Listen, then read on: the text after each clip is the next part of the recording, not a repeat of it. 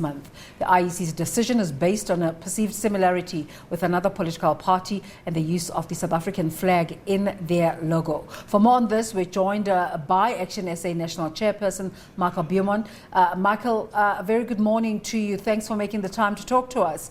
It's an absolute pleasure, and thanks for the opportunity.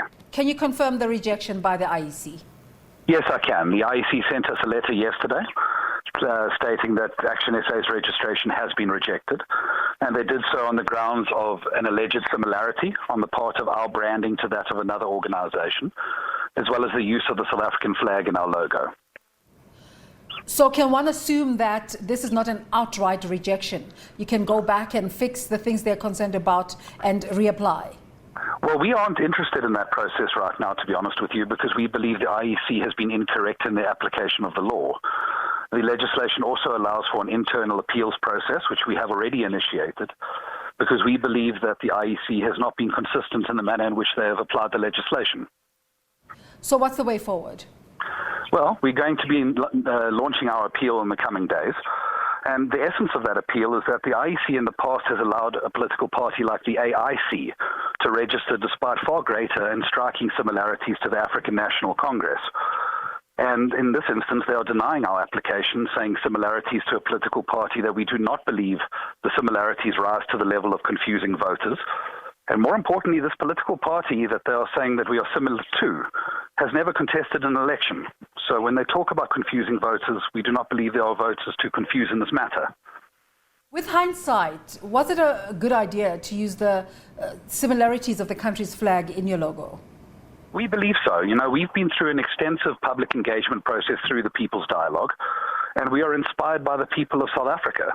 The people of South Africa engaged the dialogue in the number of 2.4 million submissions that led to the formation of ActionSA. And our entire identity is about ending the era of talk and broken promises and starting a new era for South Africa. So we believe that that logo and that identity are inextricably linked. Yeah. Just in terms of that letter you received, what further content does it have besides those two reasons? Those are the two reasons that they cite. They obviously indicate the sections of the regulations that they believe empower them to make that decision. But as I've indicated, we believe that that decision has been incorrectly applied. And for example, the IEC does not have the legal mandate to reject an application on the grounds of the Heraldry Act. The IEC can only reject an application on the grounds of similarities or a political party's identity engendering hate speech or violence. So we believe on that matter too, the IEC has gone beyond their legal mandate. So how does this impact your preparation ahead of, as we head to the local government elections next year? It doesn't impact them whatsoever, because we will file our appeal in the coming days. As I speak to you right now, our organisation is growing. It is reaching new places throughout South Africa. Our members and volunteers are taking our message to the people of this country. And at the end of the day, we're very confident that our appeal will succeed. Yeah.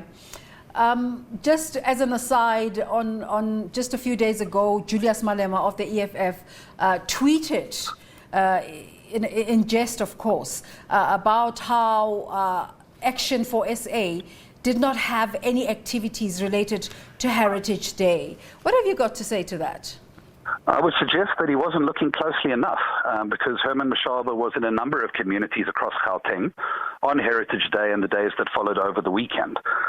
But we do expect that political parties are feeling threatened by the emergence of ActionSA, and it doesn't deter us in the slightest. Okay, so what kind of action will we see going forward? Are you saying you're going to the courts? Does that mean you're not responding to the IEC? No, we are most certainly going to participate in the internal appeal process of the IEC, and we do believe that the IEC will see reason in that process. But in the event that that is not the case, we will most certainly exercise our legal rights in the courts of our country. Okay, thank you so much for talking to us this morning. Absolute pleasure. Thank you. Michael Beaumont is the chairperson for ActionSA, that party that was launched by Herman Mashaba.